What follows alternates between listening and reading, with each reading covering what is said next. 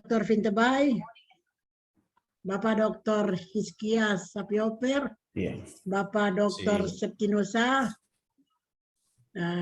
dan Saudara Andi Nikolaus Rawar, serta mahasiswa yang hadir pada hari ini. Terima kasih banyak atas kehadiran kita semua. Saya dan Pak Profesor Akbar Silo selaku pembimbing dari Saudara Andi Nikolaus menyampaikan sekali lagi terima kasih. Dan kita hari ini akan melakukan seminar proposal atas nama Saudara Andi dengan judul Fungsi Pengawasan Dewan Perwakilan Rakyat Daerah dalam mewujudkan penyelenggaraan pemerintahan di Kabupaten Teluk Bandama. Nah, sebelum saya buka ujian ini, saya ingin bertanya kepada Saudara Andi. Saudara Andi sudah siap? Siap. Oke. Kalau demikian, saya kasih waktu 1-2 menit untuk saudara berdoa. Silakan.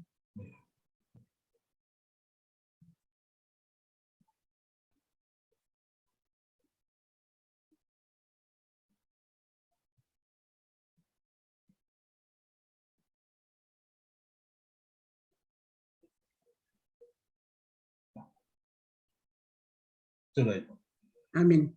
Ya. Dengan mengucapkan syukur kepada Tuhan Yang Maha Kuasa, seminar proposal tesis atas nama Saudara Andi Nikolaus Rawar dengan judul Fungsi Pengawasan Dewan Perwakilan Rakyat Daerah dalam mewujudkan penyelenggaraan pemerintahan di Kabupaten Teluk Bandama dengan resmi saya nyatakan dibuka. Saudara Andi, ujian ini akan terdiri dari 3 tahap. Tahap pertama, saudara presentasikan rancangan proposal tesis saudara dalam waktu kurang lebih 10-15 menit. Tahap kedua yaitu tahap ujian atau para narasumber akan memberikan pertanyaan-pertanyaan maupun masukan-masukan demi perbaikan tesis saudara atau proposal saudara. Dan tahap ketiga kita mendengarkan hasil apakah proposal ini dapat digunakan sebagai pedoman dalam penelitian tesis nanti. Untuk tidak membuang-buang waktu, saya persilakan saudara untuk memulai mempresentasikan rancangan proposal saudara kurang lebih 10-15 menit, mulai jam 11:10. Silakan. Baik, terima kasih untuk Bapak Ibu dosen pembimbing maupun penguji yang sudah memberikan kesempatan bagi saya di siang hari ini untuk menyampaikan seminar proposal saya. Dan saya akan menyampaikannya dengan judul proposal saya, Fungsi Pengawasan Dewan Perwakilan Rakyat Daerah atau DPRD dalam mewujudkan penyelenggaraan pemerintahan di Kabupaten Teluk Bandama.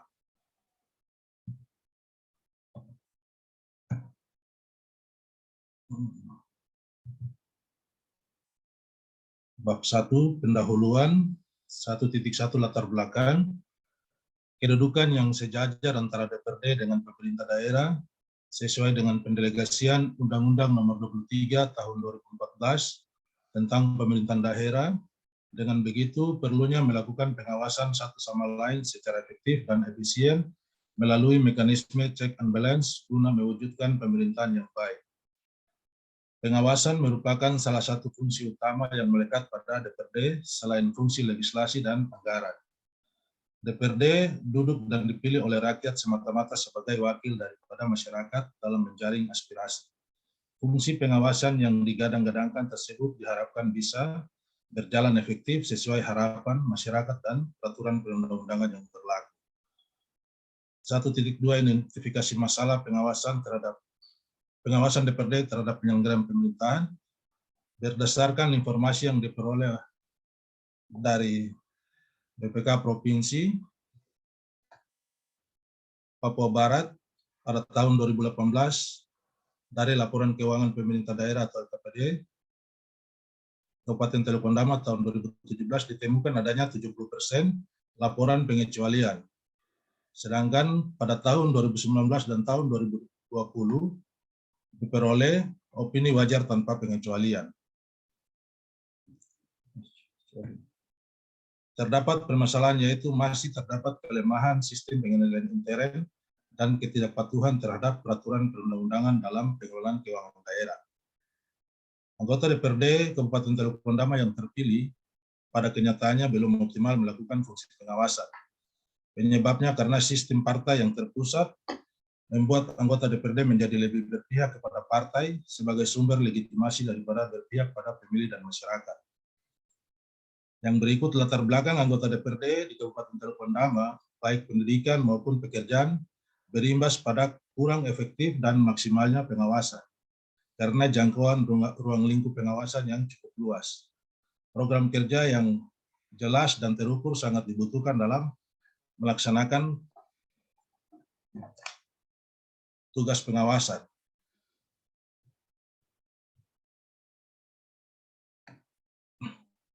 Fungsi pengawasan yang dilakukan oleh DPRD masih sebatas jika ada kasus atau temuan, tidak didasarkan pada tugas rutin DPRD.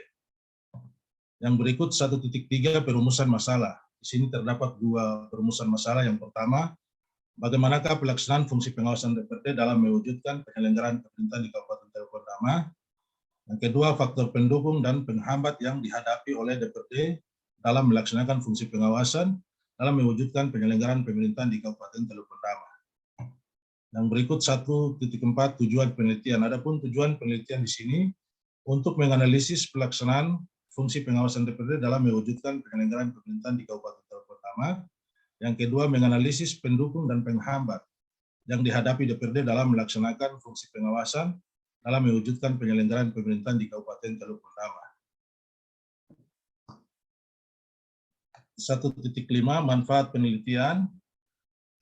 Manfaat dari penelitian yang pertama, memperkaya kajian teoretik dalam pengembangan ilmu administrasi publik pemerintahan, terutama yang berkaitan dengan studi tentang fungsi pengawasan DPRD terhadap penyelenggaraan pemerintahan daerah. Selain itu, penelitian ini diharapkan dapat memberikan informasi bagi para peneliti lain yang berminat untuk melakukan pengembangan kajian, khususnya dalam hal studi tentang fungsi pengawasan DPRD terhadap penyelenggaraan pemerintahan daerah. Yang berikut, yang kedua, memberikan kontribusi kepada DPRD dan pemerintah Kabupaten Teluk Ondama untuk menemukan berbagai permasalahan yang terjadi dalam penyelenggaraan pemerintahan, khususnya yang berkaitan dengan penyelenggaraan pemerintahan yang baik, sehingga dapat menjadi bahan pertimbangan dalam pengambilan keputusan dan perumusan berbagai kebijakan yang terkait dengan penyelenggaraan pemerintahan yang baik. Yang berikut bab 2, tinjauan pustaka. Kajian empiris peneliti terdahulu, terdapat 7 peneliti terdahulu dengan judul dan persamaan dan perbedaan. Yang pertama, Budiono 2013, pelaksanaan fungsi pengawasan DPRD terhadap pemerintah daerah dalam rangka mewujudkan good governance. Persamaan, fungsi pengawasan DPRD terhadap pemerintah daerah, perbedaannya penyelenggaraan pemerintahan daerah. Yang kedua, Joni Freddy Hauri 2014, fungsi DPRD dalam mewujudkan good governance, Dewan Perwakilan Rakyat Daerah atau DPRD, persamaan fungsi pengawasan DPRD terhadap pemerintah daerah, perbedaannya penyelenggaraan pemerintahan daerah. Yang ketiga, Ahmad Fauzi 2014, fungsi pengawasan DPRD dalam mewujudkan pelaksanaan pemerintahan daerah. Persamaannya fungsi pengawasan DPRD dalam pelaksanaan pemerintahan daerah, perbedaannya lokasi penelitian. Yang keempat, Aminuddin 2015, fungsi pengawasan DPRD dalam mewujudkan tata kelola pemerintahan yang baik. Persamaan fungsi pengawasan DPRD dalam pelaksanaan pemerintahan daerah, perbedaannya lokasi penelitian. Yang kelima, Yulianta Saputra 2019, pengawasan DPRD DIY terhadap pemerintah daerah dalam penggunaan dana keistimewaan. Persamaannya fungsi pengawasan DPRD dalam pelaksanaan pemerintah daerah, sedangkan perbedaannya penggunaan dana keistimewaan. Yang keenam, Ilham DPRD terhadap kinerja pemerintah daerah di Provinsi Sulawesi Selatan, pengawasan DPRD Provinsi Sulawesi Selatan. Persamaannya fungsi pengawasan DPRD dalam pelaksanaan pemerintahan daerah. Suhaib 2018, implementasi fungsi pengawasan DPRD Undang-Undang Nomor 13 Tahun 2019 tentang MD3. Persamaannya fungsi pengawasan DPRD dalam pelaksanaan pemerintahan daerah, perbedaannya penyelenggaraan pemerintahan berdasarkan Undang-Undang Nomor 13 Tahun 2019 tentang MD3. Berikut 2.2 fungsi pengawasan DPRD.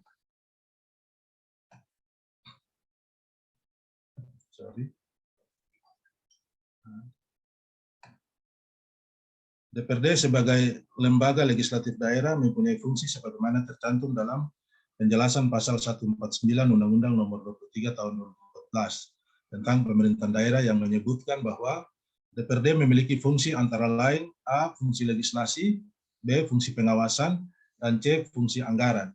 Untuk melaksanakan fungsi tersebut, maka DPRD menurut pasal 154 Undang-Undang Nomor 23 Tahun 2014 dilengkapi dengan tugas, wewenang, kewajiban, dan hak. DPRD memiliki beberapa kewenangan lain, yaitu melaksanakan standar pelayanan, memberikan pendidikan, pelatihan, pembinaan, dan penghargaan, memberikan izin lingkungan pada tingkat kabupaten atau kota, dan kewenangan lainnya. Pasal 2013.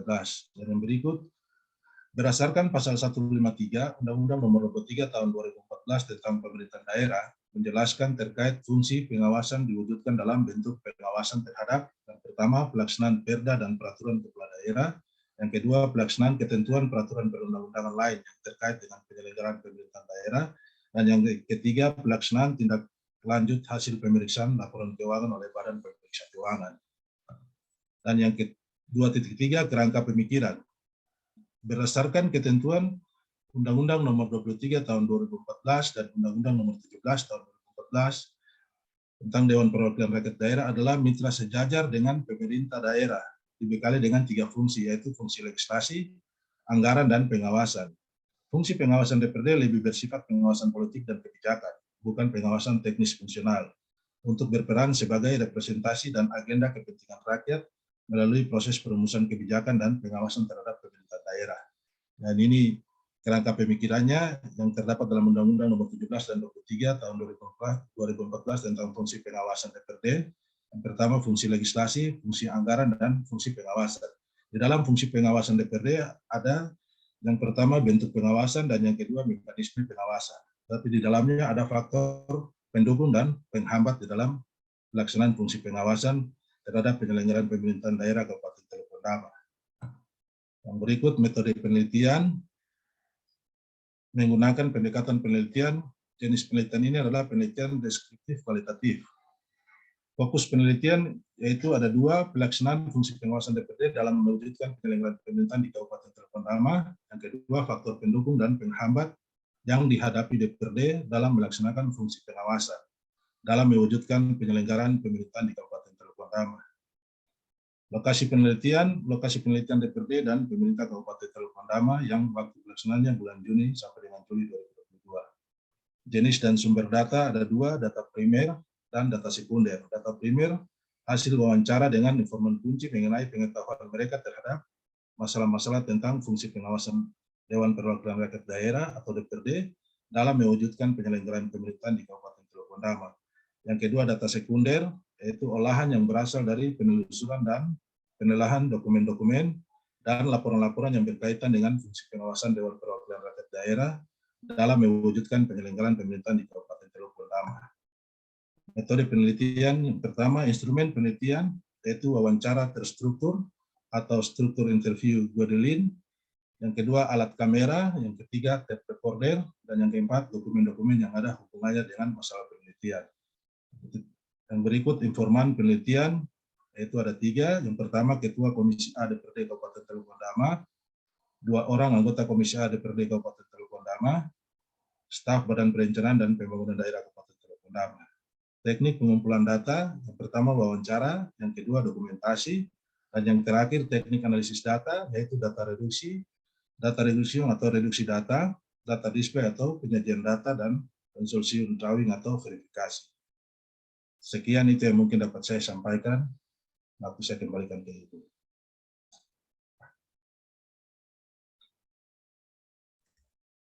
Baik.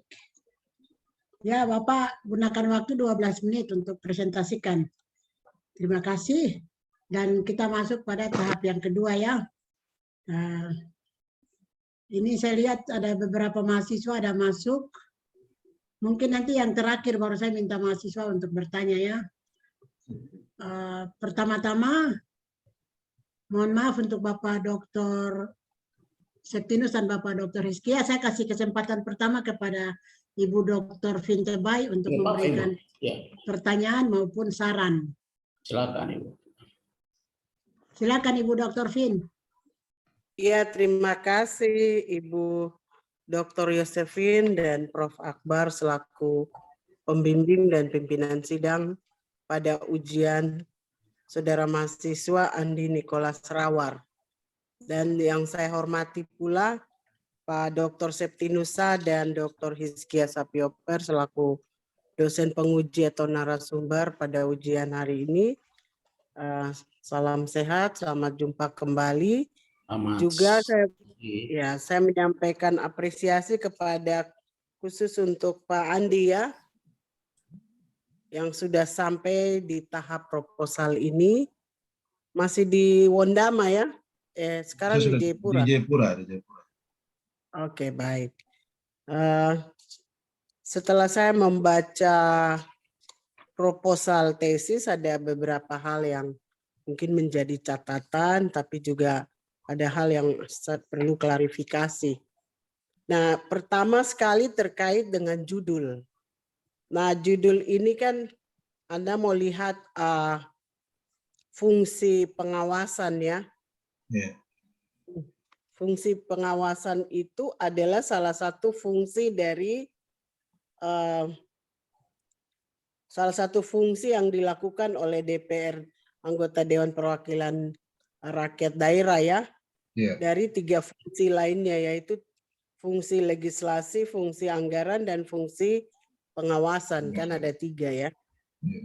Nah, yang Anda mau lakukan ini khusus untuk pengawasan ya. Jadi menurut saya fungsi-fungsi ini kan sudah dilakukan oleh DPR, anggota DPRD sebagai tugas dan fungsi mereka di dalam melaksanakan tugas legislasi mereka. Nah, kalau dilihat judul ini, saran saya mungkin Anda pakai macam ada menambahkan satu kata, yaitu satu variabel optimalisasi fungsi pengawasan. Jadi selama ini fungsi pengawasan ini, hal-hal apa saja yang belum dilakukan oleh DPR Kabupaten Teluk Wondama ini. Jadi bisa kasih alasan juga Pak Andi, apakah ingin menambahkan optimalisasi karena ini kan aturan kebijakannya sudah melekat, sudah ada di Dewan Perwakilan Rakyat itu terkait dengan aturan yang Anda angkat ini. Ya sudah ada Undang-Undang nomor 17 dan nomor 23 itu kan tahun 2014 terkait dengan fungsi dan pelaksanaan tugas itu. Nah, yang Anda mau lihat ini kan seberapa jauh atau optimalkah tidak di dalam melaksanakan fungsi pengawasan ini oleh DPR. Itu saran saya yang pertama. Ya, nanti bisa didiskusikan dengan pembimbing. Nah, yang kedua, saya masih lihat di bab 1 itu Anda lebih banyak bicara tentang ada kutipan atau teori atau pendapat para ahli dikasih masuk di situ. Sehingga Anda tidak secara substansi mengemukakan permasalahan-permasalahan terkait dengan tugas dan fungsi kerja, yaitu fungsi pengawasan tadi. Jadi masalah-masalah yang ada di DPRD Kabupaten Teluk Wondama. Saran saya juga yang berikut yaitu sebaiknya di bab 1 itu Anda juga menampilkan misalnya berapa anggota DPR di sana dalam tabel begitu, terus dari partai apa ya di situ untuk yang masih menjabat sekarang ini kan. Ya, ada berapa orang di sana DPR itu. Nah, DPR ada berapa di Teluk Cenderawasih, Teluk Wondama ini? Ada 20 semua Ibu. Ada 20 ya. 20 anggota, tentu kan 20 itu ada keterwakilan dari berbagai partai ya. Ya. Nah, itu perlu dibuatkan tabel. Jadi tabel tentang anggota DPR di tahun ini ya, masa bakti 2000 berapa ke 2024 ya, 23 itu ya. Kemudian Di bab 1 juga perlu ada semacam apa saja fungsi legislasi dalam kaitannya dengan fungsi pengawasan tadi. Nah, itu harus dimunculkan sehingga saudara mahasiswa Pak Andi bisa lihat yang selama ini di Teluk Wondama tidak jalan adalah bagian-bagian ini gitu. Jadi merujuk kepada permasalahan yang terjadi. Menurut Pak Andi, di sana anggota DPR itu selalu melakukan fungsi pengawasan atau tidak? Karena ini kan Anda pasti ada masalah di sana ya. Iya. Bagaimana, sejauh mana fungsi pengawasan yang diperankan oleh anggota DPR itu? Kalau Bisa cerita? Iya, menurut saya kemarin waktu sempat ada tanya-tanya sedikit mengenai fungsi pengawasan. Memang selama ini mulai dari mereka terpilih di 2019, masuk di tahun 2020 karena COVID, jadi fungsi pengawasannya tidak berjalan. Tidak berjalan selama ini, dan mungkin dari latar belakang pendidikan juga, berapa kali saya tanya untuk anggota DPR, mereka semua fokus ke pimpinan DPR. Pimpinan DPR yang sekarang, latar belakang pendidikannya bukan sarjana, dia dari SMA juga, latar belakang pendidikan dari SMA, tapi selalu mereka istilahnya tunggu dari pimpinan, perintah pimpinan untuk melaksanakan fungsi pengawasan baru mereka melaksanakan, tapi kalau tidak dilaksanakan. Iya, jadi nanti dicoba dinarasikan lagi fungsi pengawasan seperti apa, kemudian hal-hal apa yang menyebabkan sehingga fungsi pengawasan di sana itu tidak berjalan ya, tidak optimal. Yang berikut, nah, kalau perumusan masalah bisa. Kemudian yang saya lihat identifikasi sebelum perumusan kan ada identifikasi masalah. Nah, dalam identifikasi masalah itu harusnya tadi permasalahan-permasalahan yang terkait dengan fungsi pengawasan yang tidak dijalankan oleh DPR itu yang Anda mengidentifikasi. Yes. Ya, di situ. Kemudian rumusan masalah, dan yang berikut bab 2. Ya, bab 2 itu di penelitian terdahulu sudah bagus, tapi saya mau tanya, Anda menggunakan tidak penelitian terdahulu ini? Menggunakan. Di mana Anda akan letakkan? Bagaimana Ibu? Coba ulang, saya tidak dengar. Ya, Pak Andi, kan ada menggunakan penelitian terdahulu itu 7 ya, kalau tidak salah, 5 atau 7 itu. Nah, di mana Anda akan meletakkan penelitian terdahulu ini?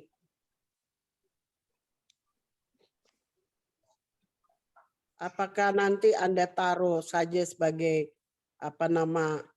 sistematika penulisannya seperti itu, jadi Anda masukkan, atau ini akan berfungsi pada Anda di saat Anda menuliskan tesis nanti? Dimasukkan juga Ibu di dalam. Iya. Ya, sebaiknya Anda memasukkan misalnya di pendahuluan, itu boleh Anda ini, jangan hal-hal yang tidak berkaitan, misalnya teori-teori tadi atau pendapat tadi yang tidak relevan, sebaiknya tidak dimasukkan itu.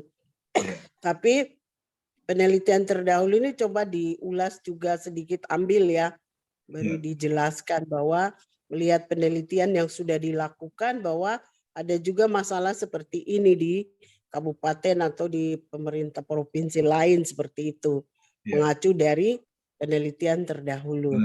Nah, yang berikut di bab 2 itu, coba Anda juga strukturkan teori-teori itu. Mungkin dimulai dengan konsep pemerintah, kemudian sistem pemerintah, pemerintah daerah, itu belum ada. Coba ya, karena pemerintah daerah itu perangkatnya sama ya, pemerintah itu bupati, DPRD, dan badan lain ya, yang diatur dari undang-undang itu.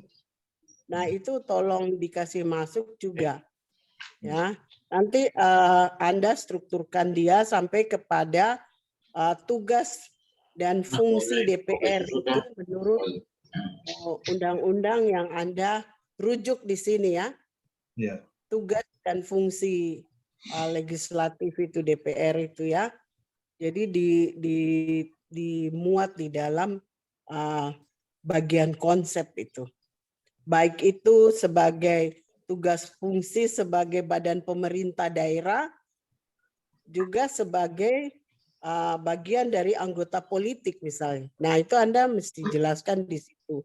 Kemudian terkait dengan fungsi-fungsinya itu, walaupun nanti Anda cuma melihat fungsi pengawasan, tapi ada dua fungsi lainnya kan, fungsi legislasi dan fungsi anggaran. Nah itu di dalam teori coba Anda menjelaskan sesuai dengan tugas fungsi itu DPR. Kemudian saya kira nanti juga lihat di fokus penelitian. Jadi fokus penelitian itu coba Anda memfokuskan pada kalau saya lihat kerangka pikir Anda itu sudah bagus, cuma indikator atau bagian-bagian daripada pengawasan apa itu mesti dirinci di situ. Artinya ada indikator-indikatornya, ada item-itemnya yang Anda akan bahas gitu. Nah, di fokus penelitian Anda lihat lebih kepada ini ya, fungsi pengawasan itu apa saja yang Anda akan lakukan. Jadi belum lengkap. Jadi tolong dilengkapi. Saya pikir itu saja karena Anda akan meneliti ini penelitian kualitatif ya, deskriptif. Jadi perlu ada hal-hal yang Anda akan lakukan lebih mendalam dari fungsi pengawasan yang selama ini dilakukan. Bisa saja fungsi pengawasan yang diatur melalui Undang-Undang Nomor 17 dan 23 itu mungkin tidak juga sesuai berlaku di Teluk Wondama atau di Papua misalnya. Ya kan? Kalau pengawasan mesti ada hal-hal yang juga mendukung sehingga fungsi ini bisa dilakukan oleh DPR dengan baik. Misalnya salah satu informasi, data yang tersedia. Nah itu harus mendukung sehingga pengawasan yang dimaksudkan ini pengawasan yang betul-betul bisa memberikan informasi kepada DPR dalam mengungkapkan hal-hal yang terkait dengan fungsi tugas mereka. Saya kira itu. Jadi coba dijelaskan di fokusnya, kemudian Anda mendalami ini, dan bisa juga kita bisa rekomendasi bahwa memang ada aturan seperti ini, tapi kan tidak bisa dipukul rata di seluruh Indonesia harus melakukan hal-hal seperti ini karena masih banyak kendala. Apalagi Wondama tuh infrastrukturnya juga baik itu fisik maupun infrastruktur internet juga belum terbangun secara baik ya. Saya kira itu. Dari saya ada catatan saya sudah kirim ke Pak Raymond, nanti tolong dilihat. Ibu Dr. Yosefin saya kembalikan. Begitu ya Pak Rawar. Terima kasih Ibu. Ya, terima kasih Kalau banyak. ada tanggapan silakan. Ya, terima kasih banyak Ibu Dr. Fintebay. Pak Rawar, sebelum saya ke pembimbing 1, ada beberapa hal yang saya sudah catat di sini juga yang disampaikan, masukan-masukan yang sangat penting dalam perbaikan proposal saudara. Mulai dari belakang saya di kerangka pikir, masukan item-item, kemudian fokus penelitian sudah begitu, mungkin pada fenomena pengamatan itu yang nanti dijabarkan. Fungsi pengawasan apa yang saudara lihat nanti.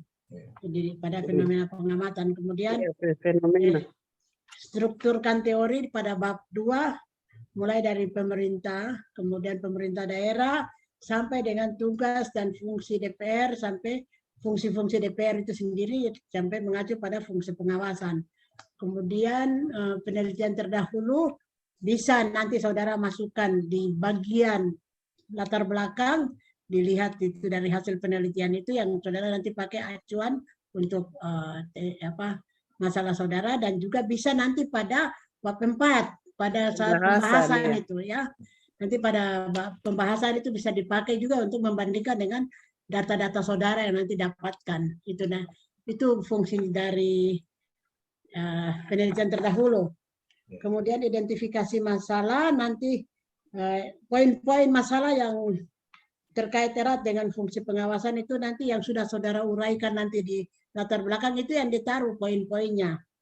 Kemudian bab 1 ada beberapa catatan dari Ibu Vin, nanti tolong dimasukkan jumlah anggota DPR, kemudian keterwakilan dari partai-partai, fungsi-fungsi legislasi yang terkait erat dengan pengawasan itu harus dimunculkan.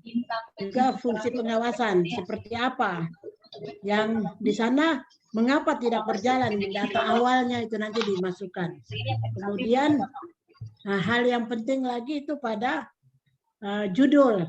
Coba saudara nanti mungkin kasih komentar sedikit. Ada saran bahwa nanti ditambahkan optimalisasi fungsi pengawasan. Ya, coba saudara mungkin saya kasih waktu untuk sedikit berkomentar dulu. Iya, baik. Kebetulan pembimbing 1 juga sudah masuk. Ya, oke. Memang apa yang tadi sudah disampaikan oleh Ibu Vintebai, memang harus ditambahkan optimalisasi fungsi pengawasan. Itu mungkin dari saya. Ya. Baik, berarti tidak ada masalah ya? Iya. Saudara terima untuk masukan itu ya? Iya, saya terima. Nanti saya tambahkan. Ya. Baik, saudara masih siap? Siap itu. Ya, selanjutnya dengan hormat saya persilakan Bapak Dr. Septinusa untuk memberikan pertanyaan maupun saran. Silakan.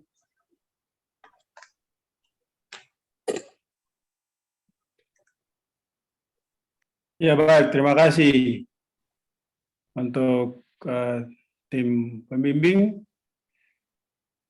Juga selamat siang semua, Dr. Vintebai, Prof. Akbar, dan semua saudara Rawar ya. Siap. Ya. Selamat siang. Selamat siang, Prof. Apa kabar? Ya. Lanjut ya, Pak Rawar ya. Tadi banyak hal sudah disampaikan oleh Dr. Vin ya. Iya. Cuman ini saya cuma sedikit kaitannya dengan apa namanya kemungkinan untuk Anda dapat data yang cukup ini. Sebenarnya di dalam Undang-Undang 17 ya dan 23 tadi ya tentang pemerintahan daerah itu sebenarnya ada 3 fungsi ya. Pengawasan itu dia fungsi terakhir sebenarnya. Pertama itu regulasi, kedua anggaran baru atau budgeting, baru ketiga regulasi pengawasan. Nah, tadi mungkin sebelum masuk ke situ, coba lihat di halaman 20, coba lihat halaman 20. Halaman 20 di Anda punya itu. Ada kata-kata, ada Perda nomor 11 tahun 2008 Kabupaten Kebumen, itu apa maksudnya itu?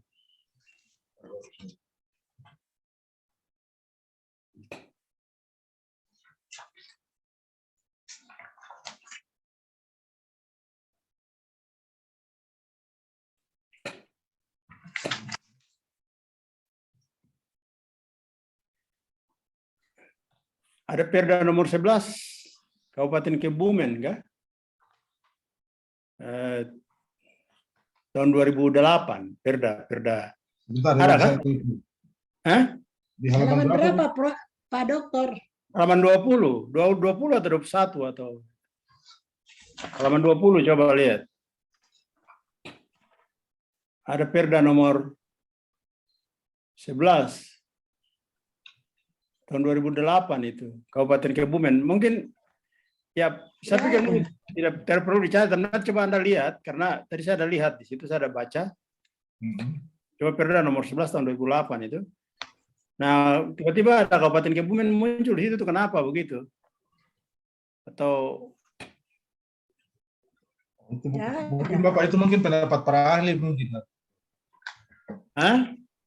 Pendapat para peneliti terdahulu. Perda itu kan mendefinisikan itu fungsi itu apa namanya fungsi pengawasan sebenarnya.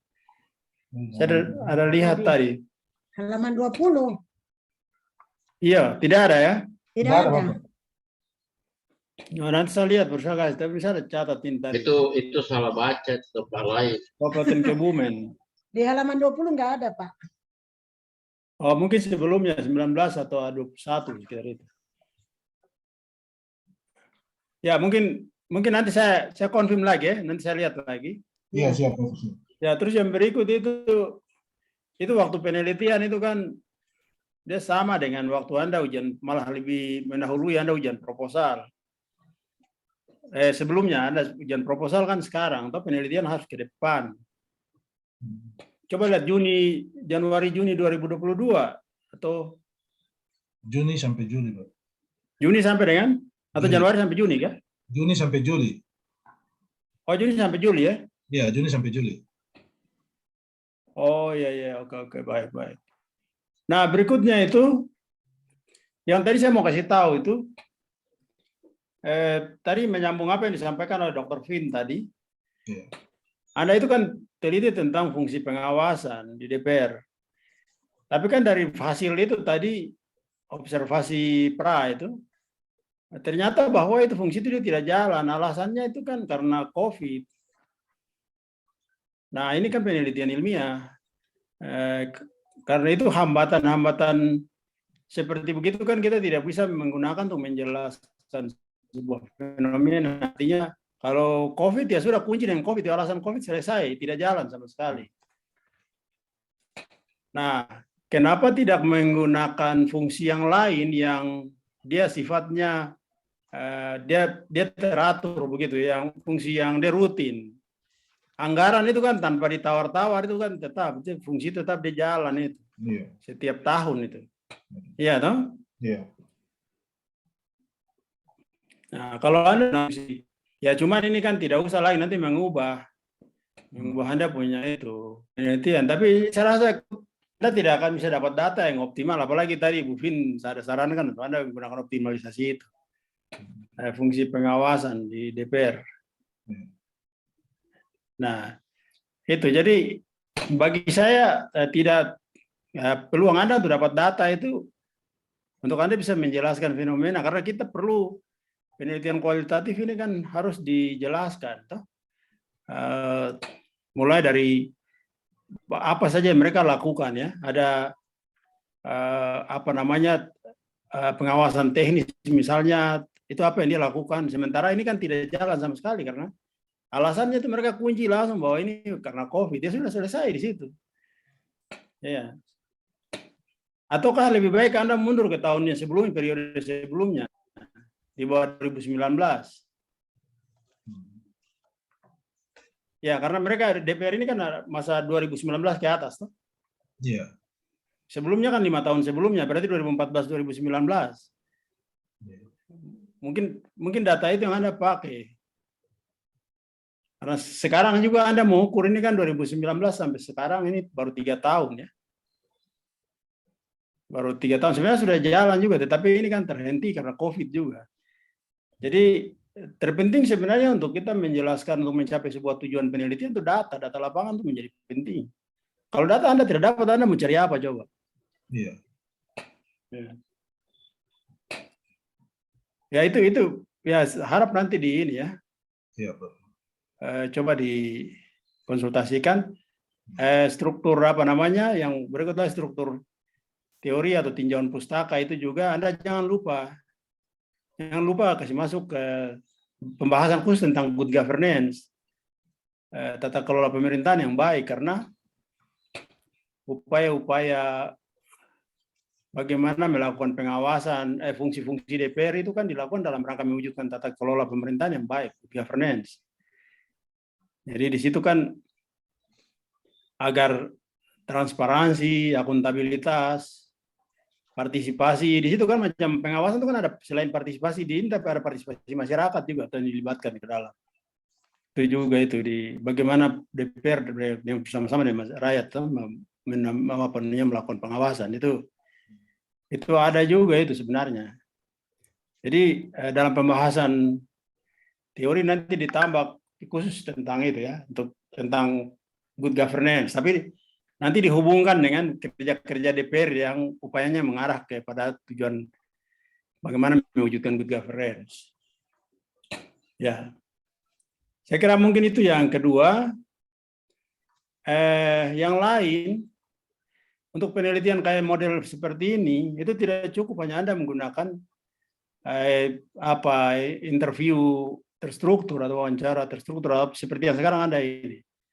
Satu instrumen yang paling bagus dan ini untuk bisa dapat data cepat dan Anda tidak butuh waktu lama itu adalah harus lakukan FGD, focus group discussion.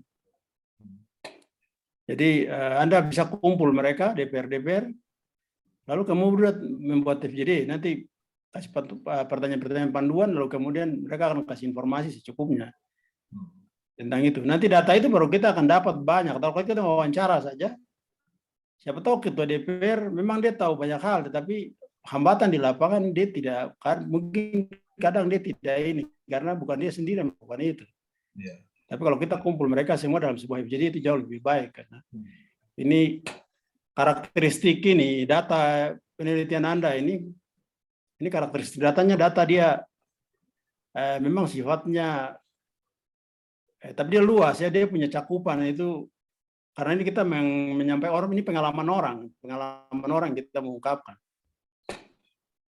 Nah, sehingga saya rasa itu mungkin kalau perlu dipakai, tapi kadang mungkin mahasiswa biasanya takut karena mungkin biaya besar, atau sebenarnya tidak terlalu besar sih. Kita koordinasi dengan mereka, kita kumpul, kemudian mereka sampaikan itu.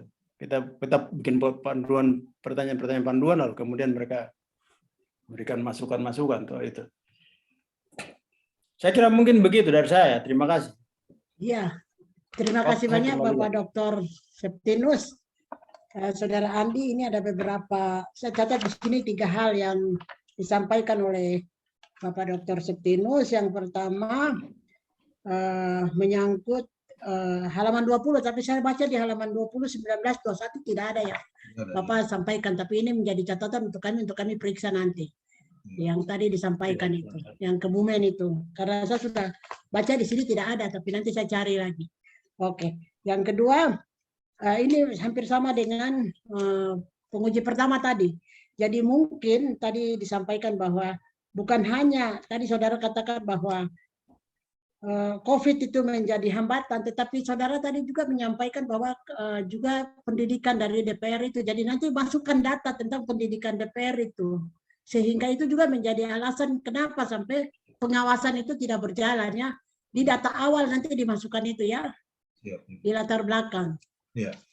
Kemudian yang ketiga, struktur teori sama dengan penguji terdahulu, jadi nanti dimasukkan juga good governance selain tugas dan fungsi pemerintah daerah, good governance, kemudian tugas dan fungsi DPRD, baru pada fungsi-fungsi pengawasan itu.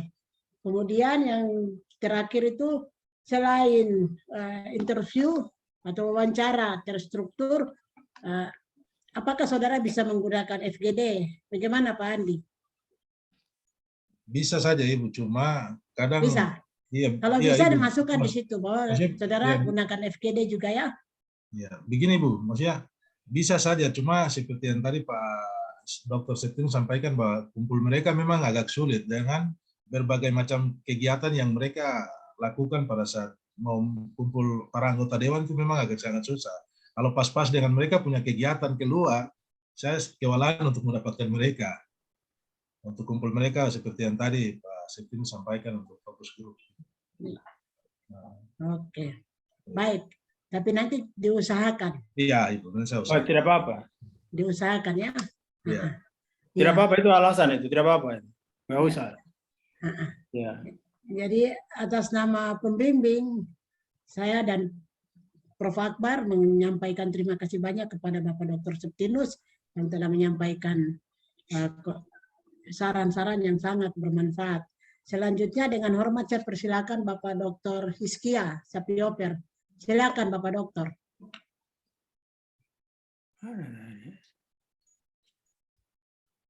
Ya, terima kasih. Kami sampaikan kepada kami hormati Unit 1 Bapak Profesor Dr. Akbar Silo MS, kemudian Ibu Dr. Yusuf Nemesi selaku pimpinan sidang, kemudian Bapak Dr. Septinusa Sosemesi, Ibu Dr. Pinjata Baik, dan yang berbahagia di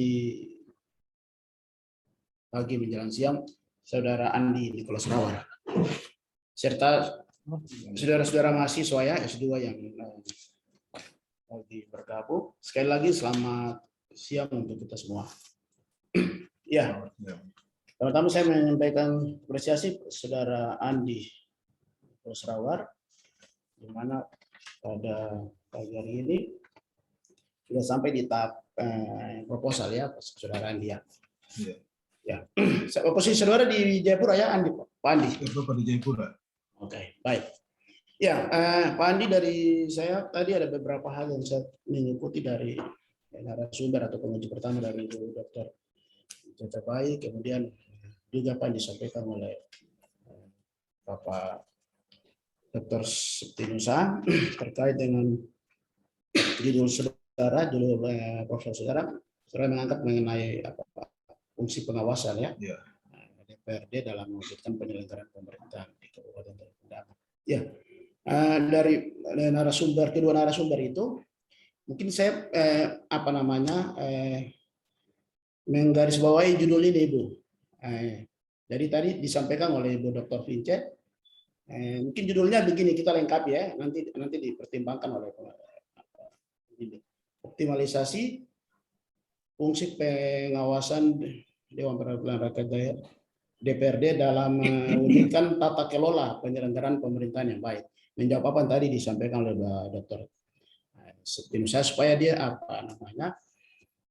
di link dari antara tataran di judul, jadi akan sinkron di isi pembahasannya teori tadi. Saya sempat dengar apa yang tadi ditawarkan oleh Pak Dr. Septinus mengenai bagaimana good governance itu dimasukkan. Jadi nanti judulnya tadi optimalisasi fungsi pengawasan DPR dalam mewujudkan tata kelola. Ini kan bicara bagaimana kedudukan antara DPR dan pemerintah daerah dalam hal ini sejajar ya. Nah, sehingga itu dia akan sinkron juga di dalam teori-teori yang akan dibahas. Ya. Kemudian dari saya, seperti kita ketahui bahwa fungsi DPR ini kan sudah diatur juga di dalam Undang-Undang Nomor 17 ya tahun 2014 tentang apa yang disebut dengan MD3 ya, DPR, DPD, kemudian DPRD.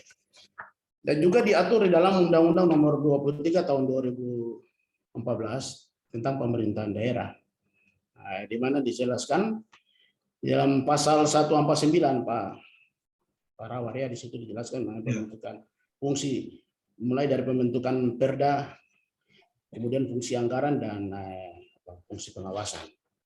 Nah, oleh karena itu menurut saya nanti Anda melihat di fungsi pengawasan supaya dia tidak melebar ya, karena Anda sudah bahas juga, saya lihat di halaman 3, coba kita lihat di halaman 3 sih itu. Nah, sebenarnya Anda tidak munculkan itu di dalam menstrukturkannya di latar belakang itu ya.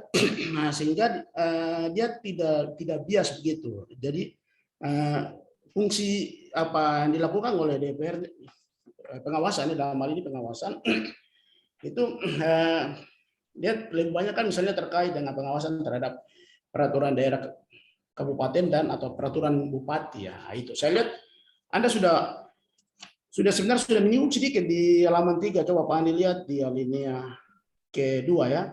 Coba kita baca di situ pasal 153 undang itu pelaksanaan Perda. Dan dia berhubungan dengan juga pemeriksaan oleh BPK. Ya, ini ada misalnya ada kasus-kasus yang muncul di daerah ya. Ya. Sehingga nanti di latar belakang itu kan dia tidak berada di ruang hampa. Ini yang sebenarnya coba Anda apa namanya angkat di situ. Tadi saya dengar apa yang tadi disampaikan oleh Pak Dr. Septinus. Sehingga di dalam latar belakang itu ada muncul kasus yang nanti dia menjadi tugas apa sebenarnya fungsi yang dilakukan oleh DPR, terutama di fungsi pengawasan ini ya. Nah, itu coba nanti kan ada 3 toh. Legislasi, anggaran, dan pengawasan itu. Di saya paham dia. Ya. Sehingga mungkin nanti ditemukan kasus-kasus yang di mana nanti kan selama ini nanti kita coba lihat kalau ini kita pakai tahun anggaran berapa 2021 5 tahun terakhir lah ya masa jabatan itu. Adakah kasus-kasus yang DPRD itu sudah melakukan fungsinya yang baik atau ada temuan-temuan yang menjadi masukan kan fungsi pengawasan kan sebenarnya kita mau melihat apakah sesuatu itu berjalan sesuai dengan apa yang telah digariskan. Ya toh itu kan pengawasan supaya dia tidak keluar dari itu. Itu nanti coba di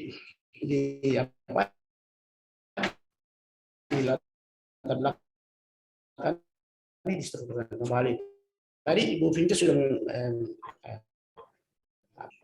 di Kabupaten Telukondama itu ditampilkan ya toh dari 20 kalau tidak salah kan 20 dengan berapa fraksinya itu ya. Nah, itu dari saya di latar belakang karena ini nanti terkait dengan identifikasi masalah. Bapak sudah tuliskan 70% laporan yang berhubungan dengan opini yang dikeluarkan oleh BPK kah? Ya, itu kan nanti kan mengarah di pengawasan situ. Tapi dia belum muncul terstruktur dengan baik di latar belakang itu ya Pak. Coba nanti identifikasi masalah saya lihat itu Anda sudah munculkan itu, tapi di latar belakang itu belum Anda bahas itu. Mulai dari 2017 sampai dengan 2020 ya. Iya. Nah, coba Pak mengeksplor lebih mendalam ya. Siap. Tidak apa-apa, jangan ini. Takut hal-hal yang kayak gitu kan kita lihat dari sisi ini. Ya, kemudian dari saya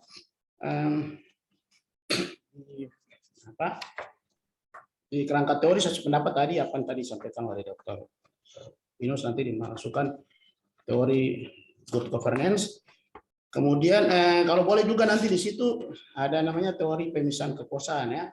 Jadi bakal teorinya itu pemisahan dan pembagian kekuasaan itu.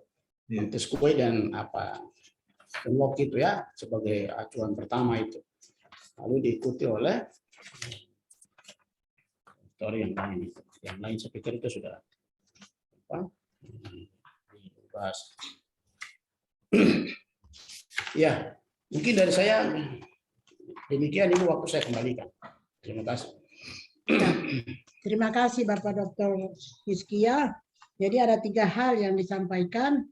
Judul itu tadi melengkapi apa yang disampaikan oleh Ibu Dr. Vin, yang disarankan oleh optimalisasi fungsi pengawasan DPRD dalam mewujudkan tata kelola pemerintahan di Kabupaten Telukondama. Begitu ya, Pak? Ya, tata kelola pemerintahan yang baik. Pemerintahan yang baik ya. Ya. Yang baik di Kabupaten Telukondama. Kemudian latar belakang hampir sama. Jadi intinya bahwa apa yang saudara sudah masukkan diuraikan di dalam latar belakang kasus-kasusnya. Sehingga terlihat jelas. Distrukturkan sama dengan tadi penguji pertama maupun kedua, cuma ditambah dengan nanti saudara masukkan itu lagi. Ya, sebelum saya berikan waktu kepada pembimbing 1, Bapak Profesor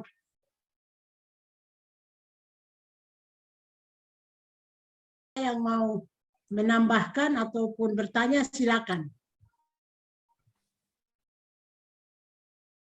Hadir? Ada yang mau komentar?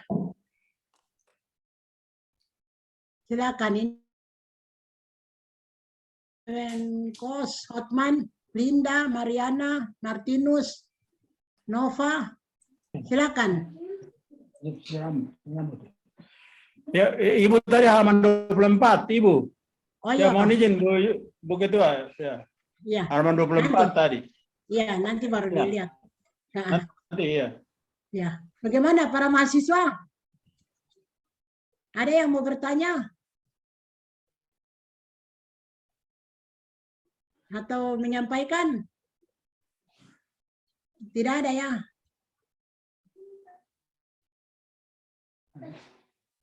Waduh, mahasiswa tidak ada yang mau berbicara. Wah, oke, lain kali nanti kita kirim itu.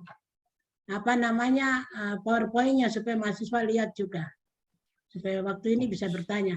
Ya. Kalau tidak ada yang mau bertanya, waktu selanjutnya dengan hormat saya persilakan kepada Bapak Profesor Dr. Andrus Akbar Silo selaku pembimbing pertama untuk menyampaikan beberapa hal. Silakan Pak Prof. Ya, terima kasih banyak atas kesempatan yang diberikan kepada saya oleh pembimbing dan para penguji memberikan kesempatan kepada saya, terutama Bapak Dr. Septinus Saa. Dia tidak dengar lagi. Saya mengikuti dinamika diskusi ini dan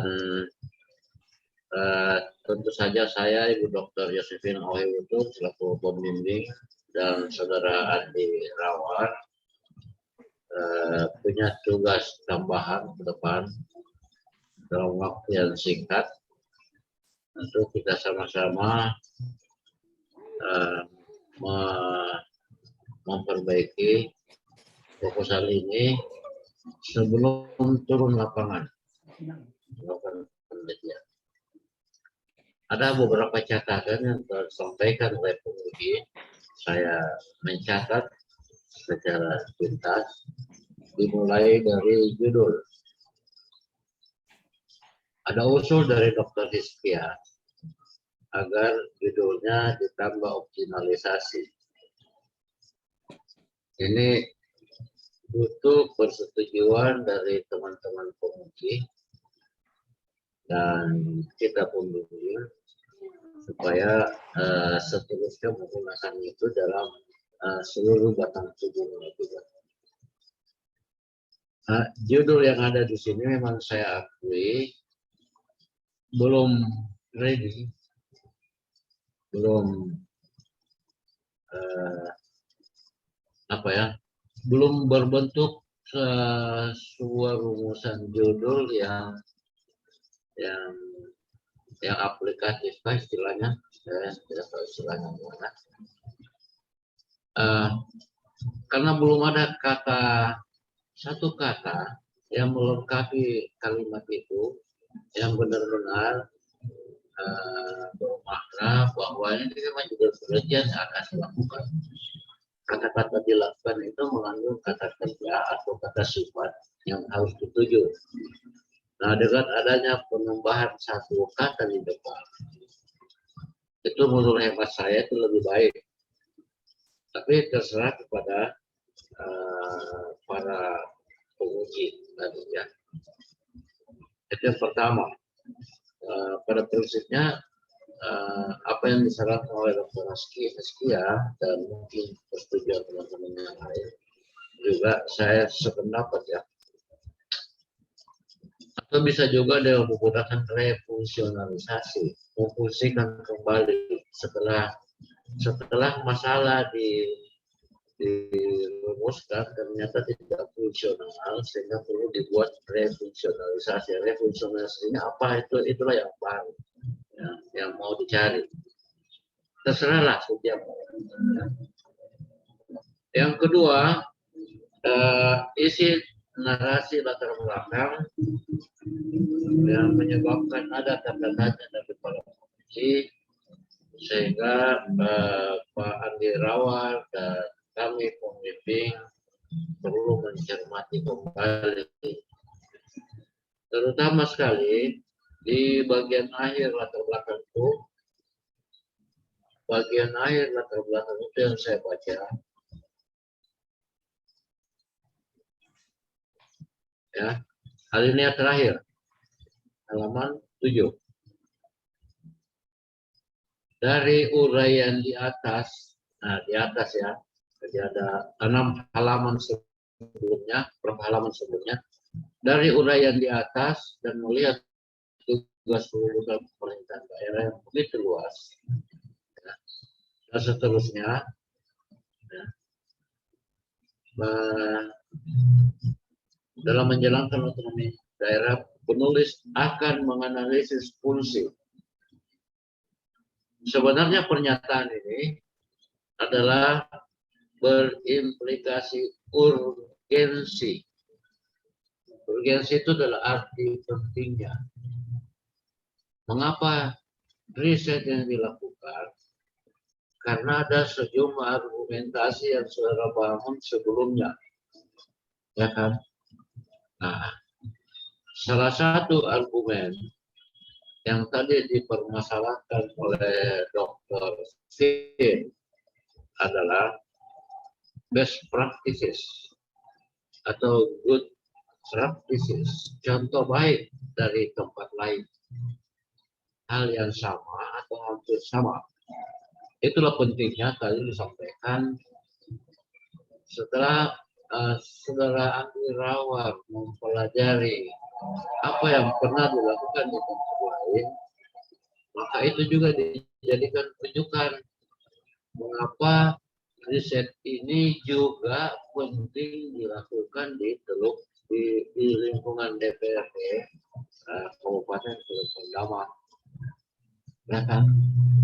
Jadi tinjauan apa sih namanya tadi itu pustaka terdahulu itu penting dibuatkan satu pernyataan di sini, ya, bahwa rancangan riset ini sebelum dibuat, saudara Andi Prawar itu sudah melakukan studi-studi sebelumnya yang menguatkan, ya, bahwa permasalahan fungsionalisasi pengawasannya cenderung rendah, tidak optimal, sementara di tempat lain bisa optimal, maka itulah yang membuat saudara semakin tergugah, semakin termotivasi, ya. Makanya dikatakan tadi, ditaruh di mana itu penelitian terdahulu. Sejak awal sudah harus ada, tetapi penulisannya tidak sama dengan ketika saudara menulis di tinjauan pustaka. Ya. Di sini di bagian akhir, alinea terakhir, yang mestinya disebutkan ya, sebagaimana pernah dilakukan di kabupaten apa gitu, ya, di mana di sana dilakukan fungsionalisasi pengawas, diterapkan fungsi-fungsi pengawasan seperti apa yang dapat digunakan untuk memberikan inspirasi bagi DPRD Kabupaten Teluk Bendama dalam menerapkan fungsi-fungsi kedewanannya, fungsi-fungsi pengawasan kedewanannya. Itu kan bagus kalau ada begitu, ya? Ya enggak, Pak Andi Rawat? Ya. Yang kedua di latar belakang, ini juga saya membaca, tetapi saya lihat ada pernyataan-pernyataan yang cenderung bagi saya itu masih berbau provokatif. Maksud saya, karena aku bersifat provokatif, karena tidak disertai argumen penjelasnya. Tidak ada data yang mendukung sehingga pernyataan itu orang baca mungkin tidak akan percaya, dan ini bisa dianggap sebagai ini hanya pikiran saudara Andi Rawar saja yang mengada-ada, nah, gitu kan? Gimana contohnya? Contohnya itu nggak tahu di halaman 5 misalnya, ya, alinea keberapa? Ketika mulai pertama kali saudara masuk uraiannya tentang DPRD Teluk Bendama, ya, maka saudara mengungkap apa yang terjadi di lingkungan DPRD dalam pelaksanaan fungsinya. Apa yang terjadi? Tidak cukup saudara hanya mengatakan belum optimal. Mesti ada ciri-ciri, ada indikasi belum optimalnya itu apa, ya kan? Nah, memang belum melakukan riset, tapi saya percaya bahwa periset terbaik itu adalah periset yang sebelum merancang risetnya itu sudah memperoleh pengetahuan awal, ya kan? Kalau tidak punya pengetahuan awal, maka tentu saudara tidak akan tergugah, tidak akan mau menggugat kalau tidak punya data awal, fakta awal, ya kan? Nah, fakta-fakta awal itu, data awal itu yang perlu saudara sebutkan di sini untuk memberitahu kepada pembaca bahwa memang inilah arti pentingnya. Alinea terakhir itu pendukung. Pernyataan alinea terakhir yang saya bacakan tadi itu pendukung. Ya, jadi ini pekerjaan kita Pak Andi, supaya ada koneksi antara latar belakang dengan rumusan masalahnya. Ya, tidak ujuk-ujuk datang itu rumusan masalah, tetapi ada backgroundnya. Backgroundnya ada di mana? Cerita tentang belum optimalnya disertai dengan data atau fakta, ya kan? Iya. Bisa dipahami ya? Jadi Iya. mungkin tambah data sedikit di sini untuk mau backup rumusan masalah, ya? Iya. Oke, jelas ya? Jelas. Nah, nanti rumusan masalah itu akan terkonek ke sana, ya kan? Misalnya rumusan masalah pertama di halaman 8. Bagaimanakah pelaksanaan fungsi? Nah, tadi Pak Dokter siapa tadi penghuni yang kedua itu? Dokter Setio Saad, ya kan? Bagaimana pelaksanaan fungsi pengawasan untuk menyelenggarakan pemerintahan yang baik adalah harapan yang ingin saudara temukan, saudara ingin rekomendir ke depan setelah melakukan riset, yaitu perbaikan yang saudara masukkan di dalam kerangka pikir tadi, perbaikan hasil riset sesuai kerangka pikir agar yang tadi itu di latar belakang fakta-fakta yang kurang bagus menjadi lebih bagus, ya kan? Ya. Logikanya ya. Ya. Nah, jadi di situ akan ada benang merahnya, benar kan? Ya. Oke, jadi ini saya main logika saja. Lalu kalau sudah tahu itu, maka pertanyaan kedua betul. Ternyata setelah dianalisis, ya, ada ketidakberesan dalam penerapan fungsi, padahal sebenarnya bisa sesuai hasil riset. Apa yang menyebabkan terjadi seperti itu? Maka saudara analisis. Oh, yang mendukung adalah A, B, C, D. Ya. Yang menghambat ya 1, 2, 3 dan seterusnya. Jadi sudah betul analisisnya. Nah, dua-duanya ini, masalah pertama dengan masalah kedua, itu dibawa terus sampai di kerangka teori. Teori apa? Kalau penguji, untuk penguji tadi tidak bertanya. Masalah pertama itu didekati dengan teori apa? Coba. Kan saudara harus punya jawabnya itu. Ya, untuk menyelesaikan itu masalah pertama, mestinya Andi Rawat tahu bahwa saya gunakan teorinya pakar siapa, kan? Iya. Nah, untuk menjawab masalah kedua juga pakai teori apa? Teori pembeda, diferensiasi, karakter. dari dua objek. Gitu. Sebentar ya, ada telepon masuk sedikit.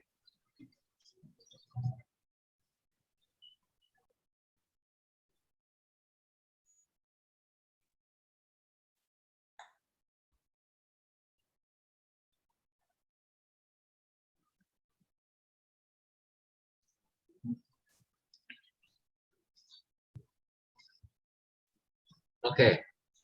Nah, setelah dari kerangka pikir, dari kerangka teori, kan tadi dipermasalahkan kerangka pikirnya, ya kan?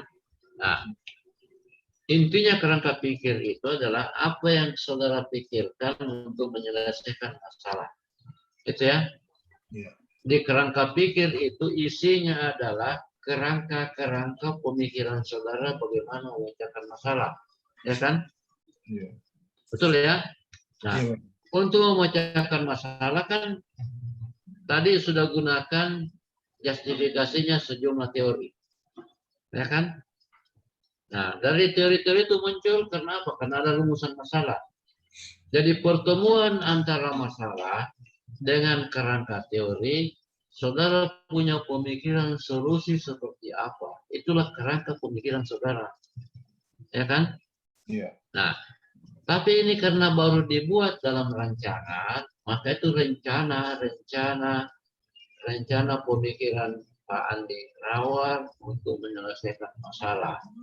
Itulah yang dibuatkan kerangkanya. Nah, jangan lupa kalau menggunakan teori siapa, undang-undang apa, aturan apa, jangan lupa selalu sebut sumbernya. Tahun berapa, halaman berapa. Supaya pembaca juga jelas bahwa oh saudara gunakan ayat-ayatnya itu di pasal berapa, jelas. Ya, sehingga saudara terhindar dari kebohongan.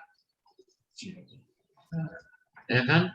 Iya. Nah, setelah dari situ, dari kerangka pikir, kan ada, kalau di kuantitatif itu ada teori, ada hipotesis. Kita tidak pakai hipotesis, tapi mungkin pakai asumsi kan. Nanti tolong Ibu Dr. Yosefin, Ibu Tun pandu di situ, ya. Ada sejumlah pertanyaan-pertanyaan awal yang bersifat kualitatif, karena ini kualitatif bukan kuantitatif. Rumuskan kerangka pikir saudara itu dalam pertanyaan-pertanyaan. Apa yang saudara pikirkan itu tadi dalam kerangka pikir, keluarkan di asumsi-asumsi. Jika ini asumsinya ini akan terjadi ini, nah, akan terjadi ini dan bisa diterapkan teori apa gitu. Ya, pertanyaan-pertanyaan. Lalu bawa lagi ke metode. Masalah tadi itu yang saya sampai di masalah tadi dari latar belakang dari masalah bawa ke teori, bawa ke kerangka teori, bawa ke asumsi, bawa lagi terus ke metode penelitian. Ya kan? Masalah pertama itu baiknya kita pakai teknik apa? Apakah wawancara saja ataukah perlu observasi, perlu pengamatan saja, atau perlu literatur tambahan? Nah, kalau tiga-tiganya menurut saudara bisa dipakai. Kalau hanya satu, tapi buat argumen. Jangan melulu teori-teori di metode penelitian. Menurut si A, menurut Sugiono, wawancara adalah nggak perlu itu. Karena kita sudah tahu semua ini. Wawancara itu apa? Tinggal bagaimana menerapkan. Rencana menerapkan penggunaan teknik-teknik tertentu menurut saudara yang cocok itu pakai. Beda dengan masalah kedua. Masalah kedua itu ada lagi tekniknya. Jadi jangan otomatis disamakan. Ada penelitian yang bisa disamakan. Coba lihat Andi Rawar, ada karakter berbeda nggak antara masalah pertama dengan masalah kedua? Ya, mungkin masalah pertama bisa wawancara, masalah kedua mungkin butuh teknik lain. Ya kan? Iya. Nah, demikian dengan sumbernya, sumber data, informan. Apakah seluruhnya masalah satu, masalah dua pakai informan yang sama atau berbeda? Ya kan? Iya. Nah, perlu dibuat klasifikasinya. Kalau sama, kasih tahu sama kedua-duanya menggunakan informal. Oleh karena apa? Yang kita pentingkan itu adalah jawaban. Oleh karena apa? Apanya itu yang kita mau tahu. Jangan hanya sebutkan bahwa menggunakan informan dari X dari ini sebanyak sekian orang. Ya kan? Iya. Mengapanya itu disebutkan, argumentasinya disebutkan. Nah, itu yang lengkap setnya. Lanjut ke analisis. Sama analisisnya. Walaupun kualitatif, masalah 1, masalah 2 itu beda loh. Ya. Kalau masalah kedua itu berbicara tentang pembeda. Apa yang dibedakan? Satu hal, apakah dia pendukung atau penghambat? Harus dianalisis. Bagaimana caranya menganalisis dua yang berbeda? Itu tidak sama dengan menganalisis masalah pertama. Bisa nggak itu? Iya.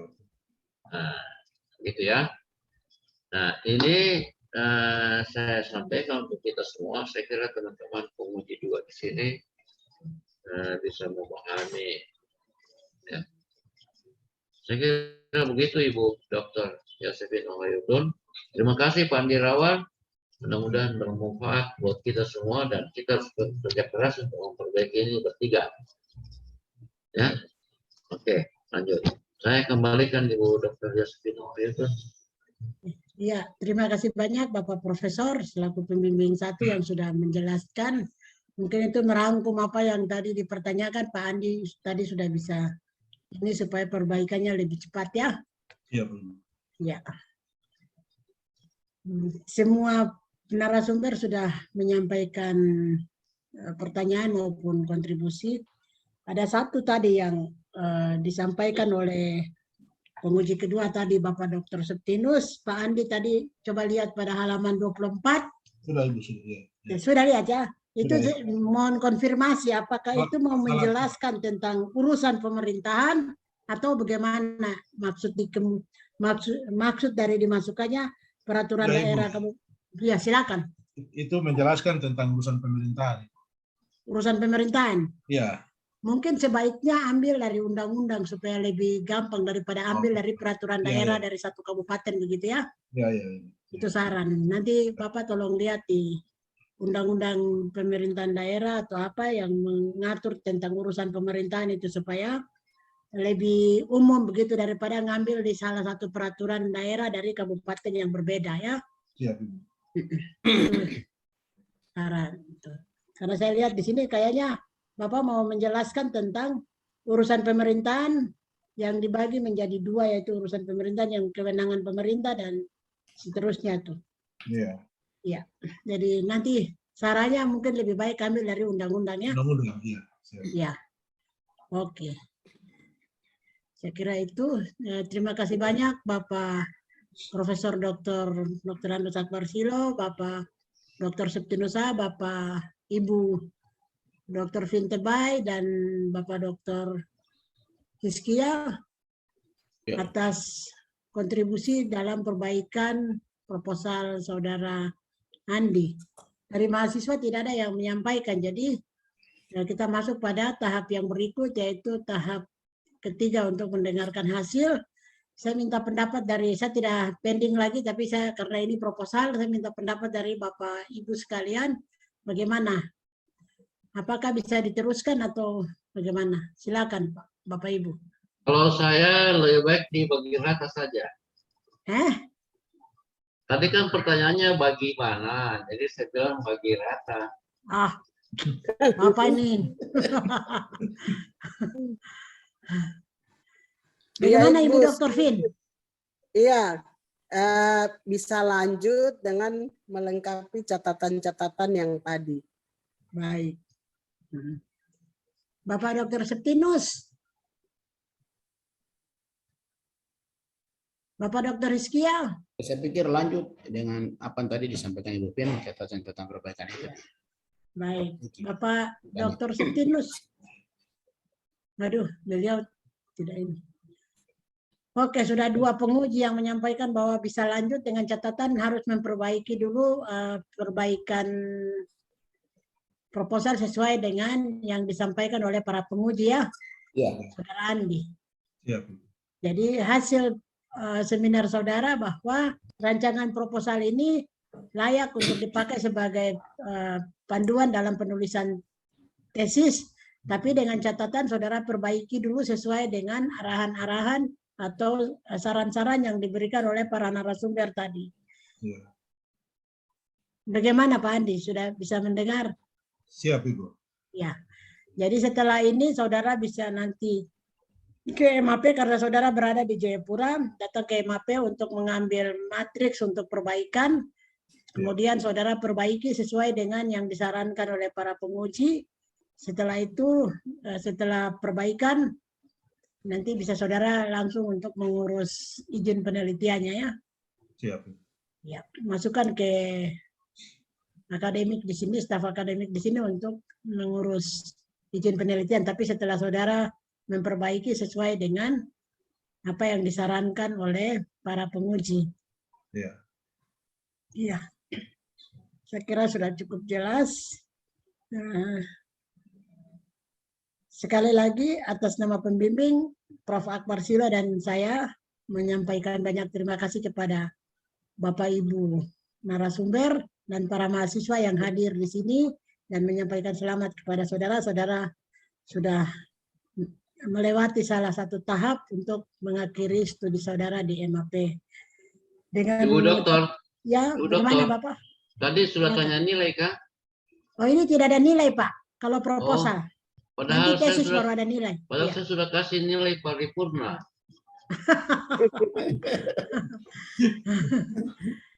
Ini hanya penilaian layak atau Sidang tidak. DPR.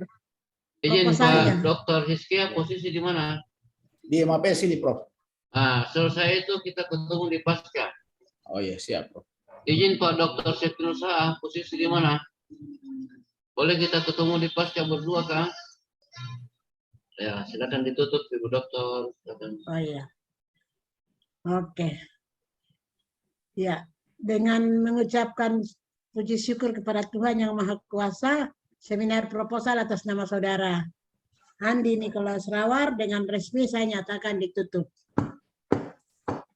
Terima kasih Bapak Ibu sekalian.